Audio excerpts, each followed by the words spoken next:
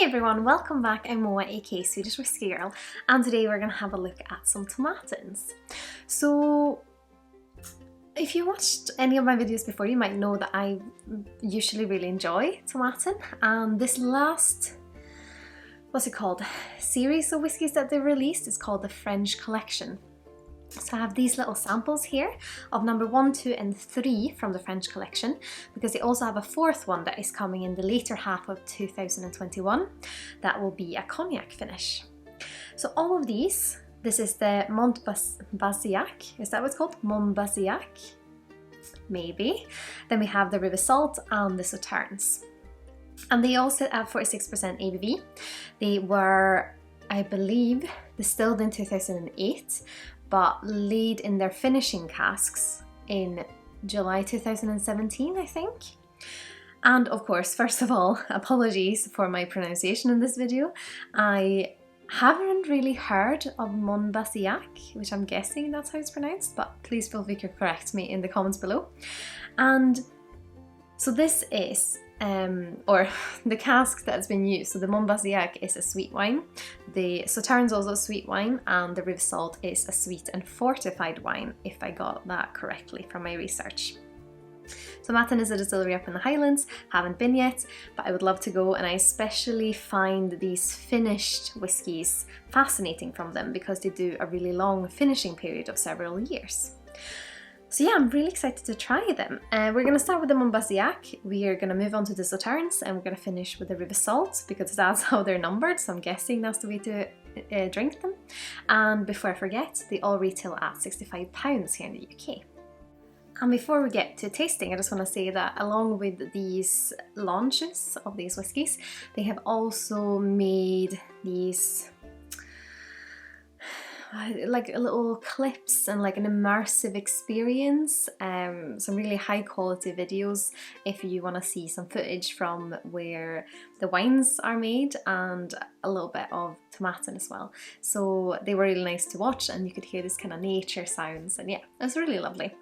I kind of like that experience when you get to see a little bit more from where the finishing product, I guess, is coming from. And I mean, I'd love to learn more about these 3 different types of French wines and spirits, just to get a better understanding of what flavours might come from them. I haven't tried Rivesaltes or Monbasiac before, but I have tried Sauternes and I really like it. Or Sauterne, I think you say. I don't think you say the S, but yeah, pronunciation.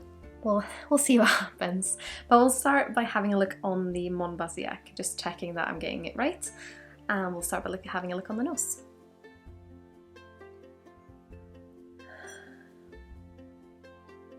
The first thing I got was this kind of Dunnage warehouse, like damp, earthy, not earthy, but damp wine note almost. But it's the same kind of that kind of spirit, like damp alcohol note that you can get in a warehouse. Definitely reminds me of something like honey or maple syrup, so like something sticky sweet. But there's also a fruitiness. And it's quite fresh. But yeah, it reminds me of like maple syrup maybe and grapes. And Dunnage warehouse. Immediately when I put my nose in the glass, and I don't know if it's just by association, but it reminded me a touch of this kind of Tomatin character that I got on Tomatin Fino that I tried last year, which I absolutely really enjoyed, that one. It was fascinating, it was lovely, and yeah, it's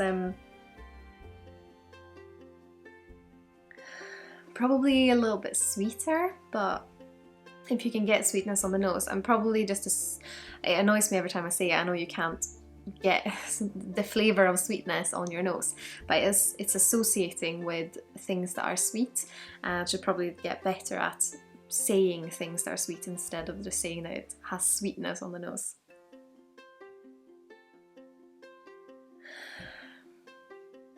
Almost like if you've had green apples and you fry them off with honey or syrup.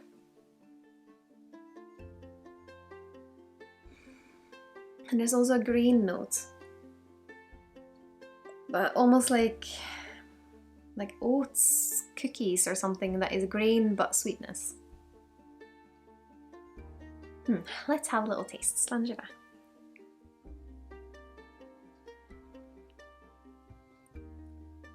Well, a lot of aroma straight away. Almost getting this kind of cinnamon apple, like if you have apples in honey or syrup, but just a little bit, and then you have cinnamon on them, and also just a little bit, and you fry them off. That's kind of what it makes me think of, almost like baked apples.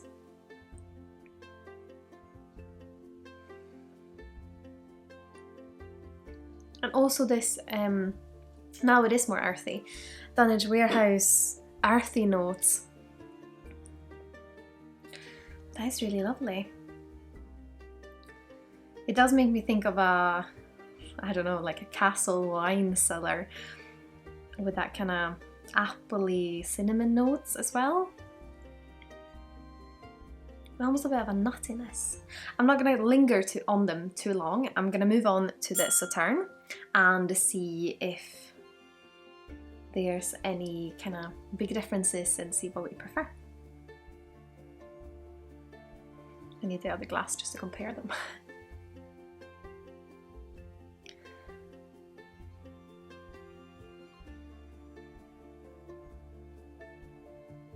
I'm getting more on the nose of the Monbasiac, actually.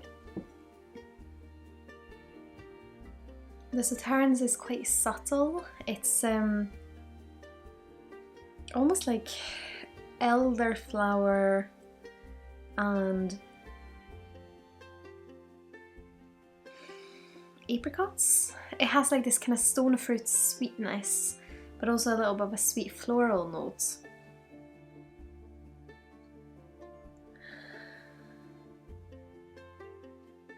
But yeah, I don't know if it's just my nose, but struggling a little bit more to pick out any aromas on this one. It's definitely there, but it's like quite graceful, and it's like in summer if you get just a very soft, slightly colder breeze. It's that kind of really, really soft note that I'm getting in the nosing experience. But yeah, it's definitely a more stone fruity, juicy fruitiness in this, instead of that kind of almost autumny vibe on the Mumbasiac. It's more like cinnamon sweetness, and this is more summer, maybe peach and apricot, and almost a bit of pineapple and elderflower and all these kind of lighter, juicier, fruity notes coming up. But let's have a taste. Sláinte.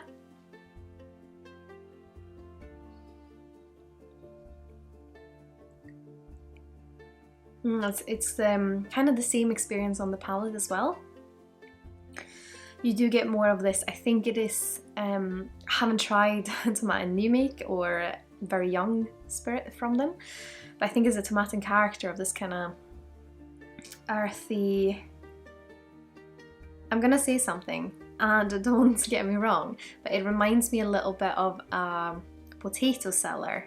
I don't know if that's how you say it in English as well, but like an earth cellar that my grandparents had, and they used to grow their own potatoes, and it makes me think of that kind of slight earthiness that you could get when you're in there. Just you have it all around you in the atmosphere, but you also, like when you eat the potatoes, you almost get an earthiness because they're homegrown, and just that kind of experience of it. And it's kind of like the essence of Tomatin has this kind of earthiness, but it's not dry. It's just like a homely earthiness, if that makes sense.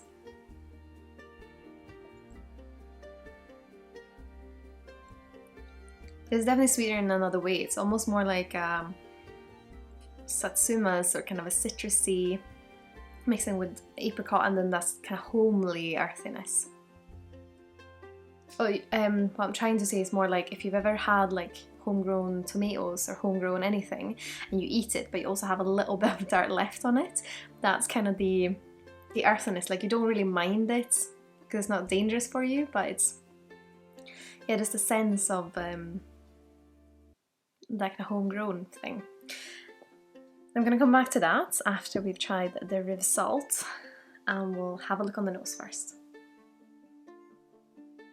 Oh, this immediately feels nuttier. I'm going to see if I can compare it to the Mumbasiac. And almost chocolate.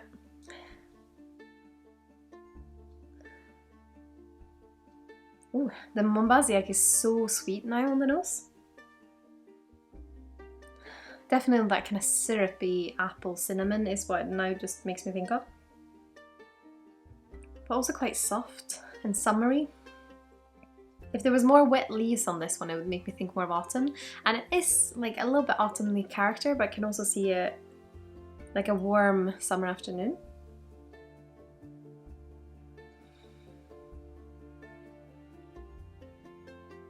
The Rivesaltes feels, I don't know if sterner is the word, or just a little bit more elegant. It's, yeah, like walnuts, almost a little bit of a cinnamon note as well. Oh, but there's something so distinctive. It's almost like licorice. Maybe like a licorice chocolate?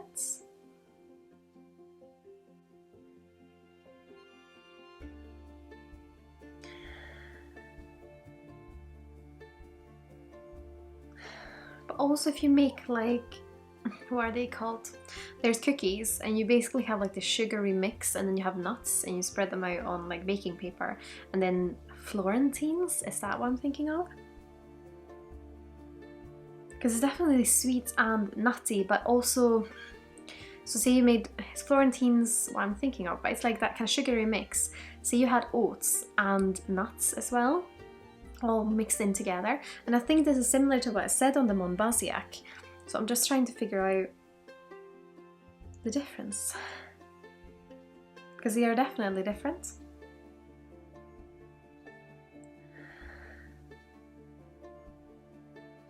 But a little bit similar.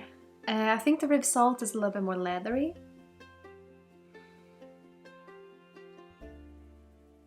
Ooh, what was that?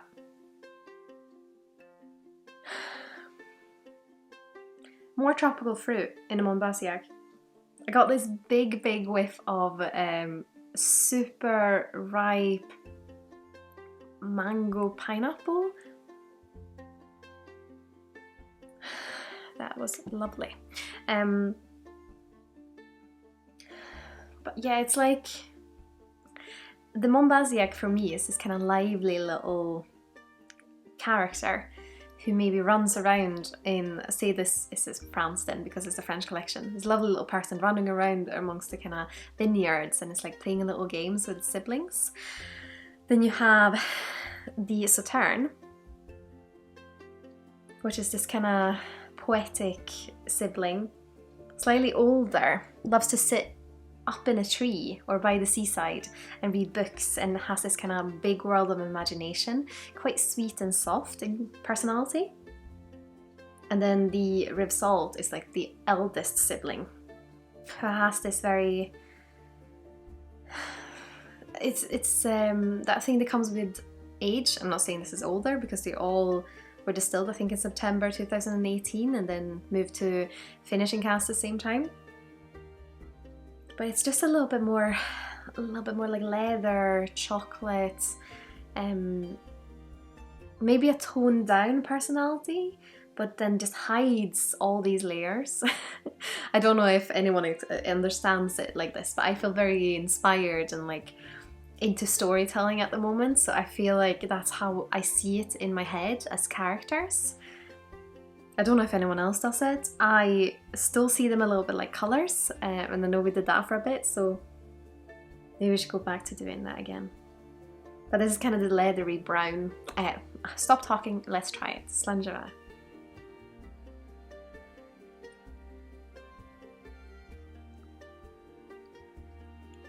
It is interesting because all of them have this character which reminds me so much of Tomatin, probably because it's the Tomatin character. On the palate, there's actually a little bit more of these kind of clementine citrus notes coming out, along with the nuttiness, but also a bit of leather.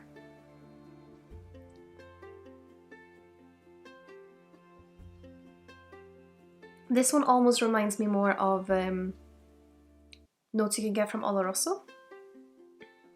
Yeah, that's probably a better way of describing it. The other two I feel like have very much this kind of sweet wine influence, but the Rivesaltes has more of a, it isn't bang on sherry, but it is more of an Oloroso. I wonder if that's because this one is the one that is fortified of them. But it's almost like you get this kind of toasted wood, the Oloroso kind of dry leather, more like red brown dried fruitiness probably from it. Let's have a little sip of them all again and we'll have a little wrap up. This is so sweet on the nose now. For some reason, almost reminds me of the orange Lucozade, which is very, very niche to the UK, I'd say. Yes, maybe like an orange note.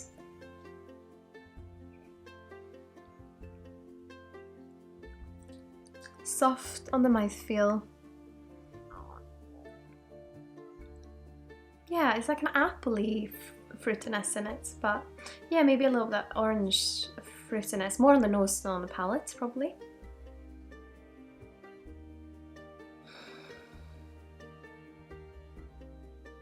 What I like about this Sauterne is that I think you get the Sauterne character in it. A lot of Sauterne influenced whiskies, probably because they haven't spent as long in the cask, don't get all, like it can sometimes be difficult to tell that it's not just been in another bourbon cask finish, that it's actually a Sauterne. But I think you can pick that lovely kind of citrusy sweetness out in this one.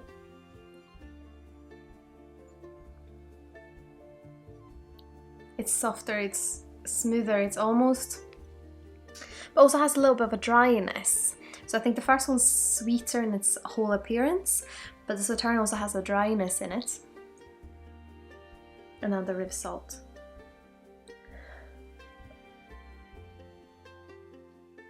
Which is definitely the one that is more like a sherry, like an Oloroso, but still quite sweet in its character. Interesting. I really enjoyed all of those. To pick a favourite, the thing is, I'm not going to be very fair because the Rivesaltes is lovely, but because it's a little bit similar to a sherry and Oloroso, I'm not going to pick that one because I'm so intrigued by something new. I really want to pick the Sauterne because I love a good Sauterne. And the Sauterne wine, chill it, drink it cold, it's hot summer's day, it is so nice. It is lovely. I really enjoy that. And the Monbasiac is something I've never tried before. Definitely keep an eye out for the wine now. I really like the kind of autumny feel of it. That kind of appley cinnamon. It also has a touch that could be similar to a sherry cask if you haven't tried anything like this before, but not as much as a Rivesaltes. Oops. No, I'm gonna pick the Sauterne. Sauterne is my favourite out of these three today. But tricky choice. I mean, they're doing some interesting stuff at Tomatin, and I can't wait to see what else they're gonna do and what the cognac one's gonna be like. I mean, I'd love to hear what your thoughts on Tomatin is, what your favourite one is. Please let me know in the comments below. Have you managed to try any of these? Did you agree with my tasting notes? Did you not agree? Which one do you think sounds the most interesting? And of course, if you have tried Mumbasiac, Rivesaltes or Sauternes, or maybe all of them, let me know what you think of them, because I'd love to try more sweet and fortified wines like this, just to see where the flavours might come from. But yeah, I hope you've enjoyed this video. If you have, feel free to leave a thumbs up and maybe subscribe if you haven't already. That'd make me so happy. And if you are shopping with the Master Malt, the Whisky Exchange or the Scotch Malt Whisky Society soon, or in the future. I'd of course be thrilled if you'd consider using my affiliate links, and I'll put all of those in the little description here below. As always, I want to say a massive thank you to my wonderful supporters on Patreon. I'm so grateful to have your support. But I hope you all had an absolutely wonderful day. Sláinte Skål!